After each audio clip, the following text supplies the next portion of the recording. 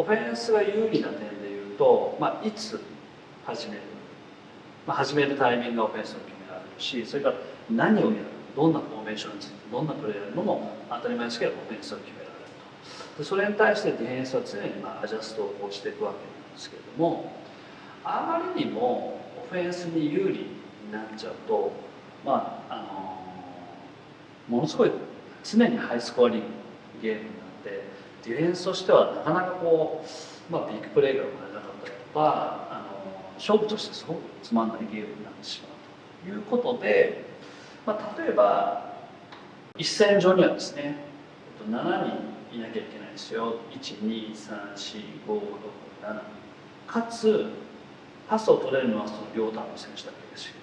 ね。つまりオフェンスラインタックルからタックマンの5人の選手に関しては原則としてこの人たちがデザインしてボールを持つプレーっていうのは、基本的にないわけで、ボールを触れない選手というのはそういうことが出てきますよと。それからあとはその1戦目の選手、この7人以外の選手、つまりこの4人の選手しか例えばモーションができないわけですね。パスを取れる選手はクォーターバックも含めて1、2、3、4、5、6人、オフェンスラインが取れないので、モーションできる選手っていうのはさらに減ってこの4人しかできない。クォーターバックも一応モーションできてパスも取れ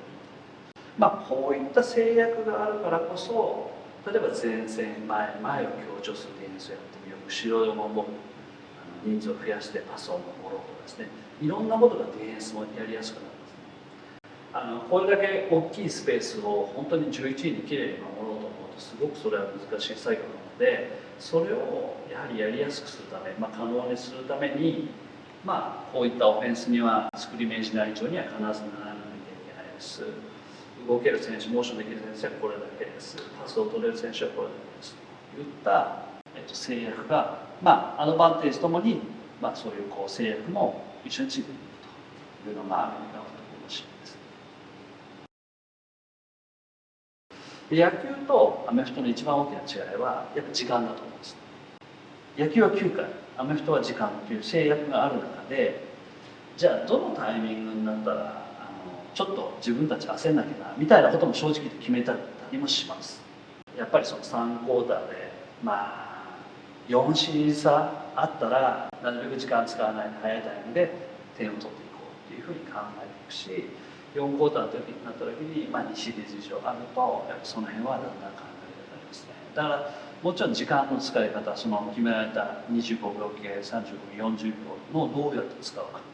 と、あとはタイムアウトですね。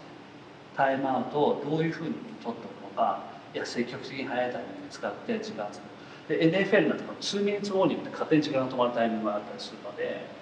ってことは4回くらいイメージとしては持ってるんですよね。でそれをどういうふうにカードしてきていくかということも、この辺はどっちかというとヘッドコーチ監督のサイドということになるかなと思います。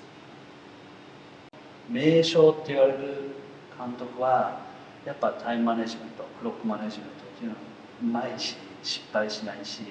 変なところでタイムアウト取らないし、そういうところ